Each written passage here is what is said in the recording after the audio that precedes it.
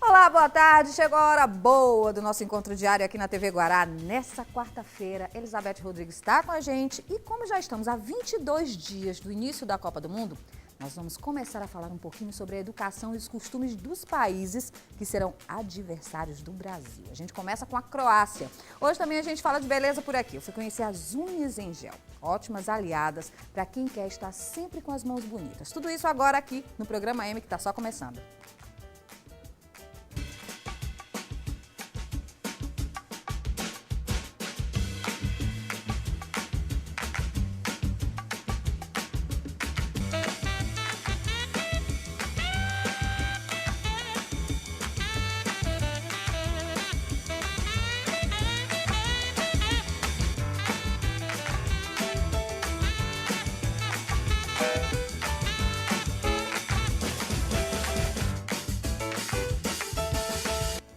Bom, gente, a Copa do Mundo já está bem aí, todos nós já estamos com os dedos cruzados, nos preparando aí para torcer muito pelos nossos jogadores. Mas, enquanto os jogos não chegam, nós vamos aproveitar para conhecer alguns aspectos dos países adversários do Brasil. Não, a gente não vai falar de futebol, não. A gente vai falar dos costumes, da cultura e da educação desses países com a Elizabeth Rodrigues. E o nosso ponto de partida é a Croácia. Que é isso, Elizabeth? Boa tarde. Ela que já está tudo arrumado aqui. Hoje a gente está no clima, né? Eu penso que a gente aproveita para aprender e para compartilhar emoções, né? A gente quer que, no final das contas, a gente brinque de verde e amarelo. É né? verdade. Mas a gente hoje aqui está meio de vermelho e branco, azul escuro. A gente está sendo solidária com o primeiro que vai perder, tá? Que é a Croácia, que é um país europeu de muitas tradições e de muita luta. O Brasil não tem tradição de guerra e de grandes conquistas com sangue. Eles eram a Iugoslávia. A Iugoslávia antiga, A Iugoslávia foi parte dos nazistas na Segunda Guerra Mundial. Eles sofreram todo aquele horror nazista. Depois o general Tito unificou e incorporou o comunismo, e também como comunistas eles tiveram muitas dificuldades. Por exemplo, a população é 90% cristã, sendo desse o maior contingente católico. De católicos, 88%, se não me engano. É muito grande. Então, eles, por exemplo, têm o patrono de São Brás, em Dubrovnik, que é uma cidade jóia, linda, à beira do mar, maravilhosa. Os comunistas brigaram muito para que eles não fizessem a procissão de São Brás e tudo mais, mas eles venceram e continuaram fazendo as suas tradições. A Croácia não é rica, mas também tem um nível cultural muito grande. É de todos os países europeus o que tem o maior número de cultura imaterial reconhecida pela Unesco, 10 tombamentos. Entre eles, a festa é patrimônio, né? Dubrovnik é patrimônio. E o que acontece em Dubrovnik, que são as festas, e também na capital Zagreb, também é considerado patrimônio da humanidade. Eles têm uma corrida todo mês de agosto, medieval, com cavalos. Os homens vão com umas lanças bonitas e tem um pequeno aro, de metal em cima da rua. E os homens têm que jogar e acertar a lança naquele aro de metal. E isto é patrimônio imaterial da Unesco, da humanidade. Quer dizer, há um costume desde tomar café até o cavaleiro medieval, as procissões de flores e de São Brás, são enraizadas culturas que atravessam o tempo e as dificuldades. É verdade. Olha aí, a gente está vendo algumas fotos aí, lindíssimas, inclusive. Isso aí é Dubrovnik. Você vê, aqui é o Mar Adriático, que é belíssimo.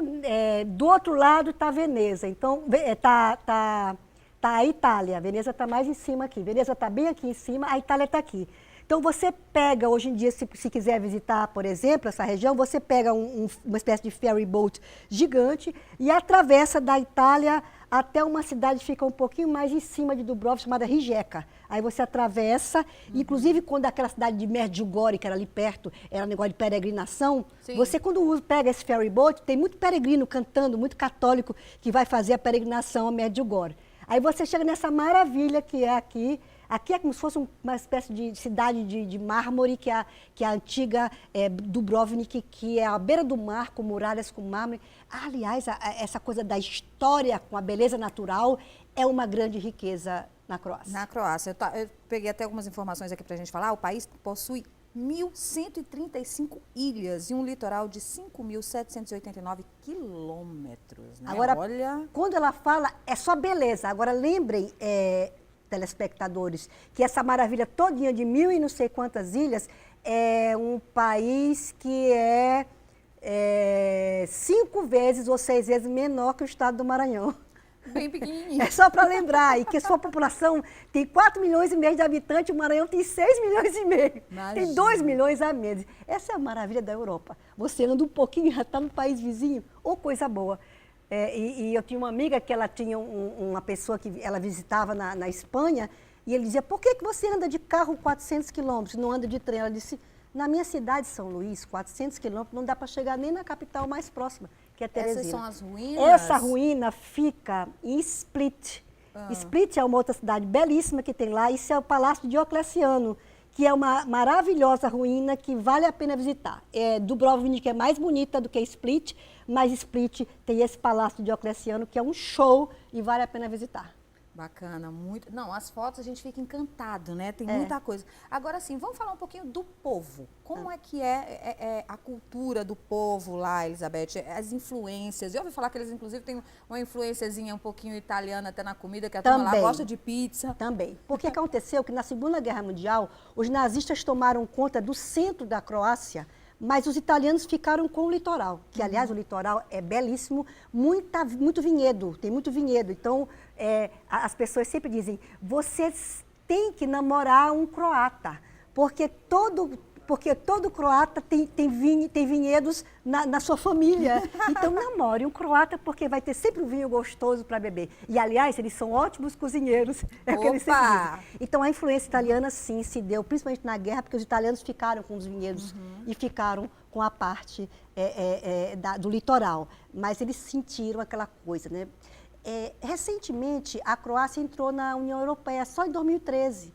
Então, quem visitou esses últimos anos antes e visita agora, vê que é um país que ainda está em transição.